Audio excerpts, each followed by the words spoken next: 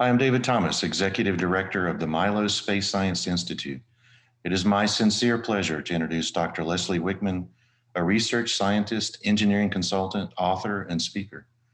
Dr. Wickman is a faculty member and special advisor to the president at Azusa Pacific University in Los Angeles. She's also director of the nonprofit Starry Nights Incorporated and was previously executive director of the American Scientific Affiliation. Dr. Wickman is author of the book God of the Big Bang: How Modern Science Affirms the Creator. She has a master's degree in aeronautical and astronautical engineering and a doctoral degree in human factors and biomechanics from Stanford. For over a decade, Dr. Wickman was an engineer for Lockheed Martin, working on NASA's Hubble Space Telescope and International Space Station programs. She was also Lockheed's corporate astronaut. Dr. Wickman, we are very grateful you have joined us for a conversation on faith and space exploration. Thank you. Hi, it's great to be with you here today, and I'm excited about the opportunity to share my journey in science and faith.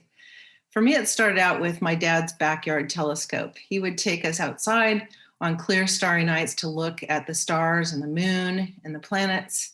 And I have very fond memories of those experiences. And, growing up in a Christian home, it was always with the understanding that God was the source of all this wonder that we were observing in his creation. But I went to secular schools all the way from grade school through grad school. And I heard over and over again in my science classes that you might as well just leave your faith at the door, because what we're going to be talking about in science will almost certainly contradict what you've heard at church.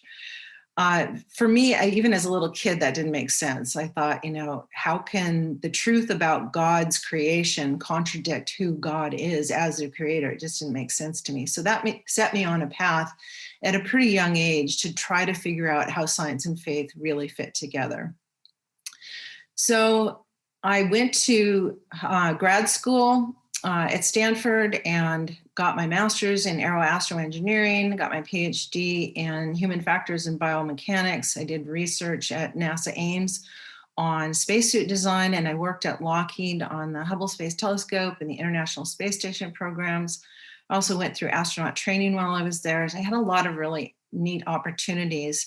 More recently, I've been teaching at Azusa Pacific University, and at one point when I was teaching astronomy, I was asked to speak with some media outlets about possible evidence for gravity waves that Einstein had predicted, and ended up writing this op-ed article for CNN's website that went viral, which then led to a book contract to talk more about how science and faith fit together. And so since those experiences, I've had lots of opportunities to speak to various audiences across the country and even around the world on how science and faith fit together.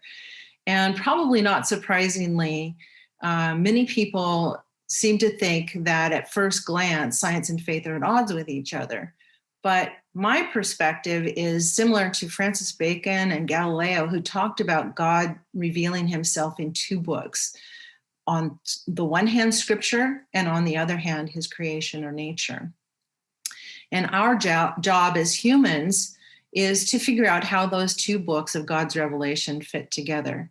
And in my view, the more you study these two books, the more you see how they actually fit together, and there's no conflict. And so I'm looking forward to more conversations with you, and thanks for listening.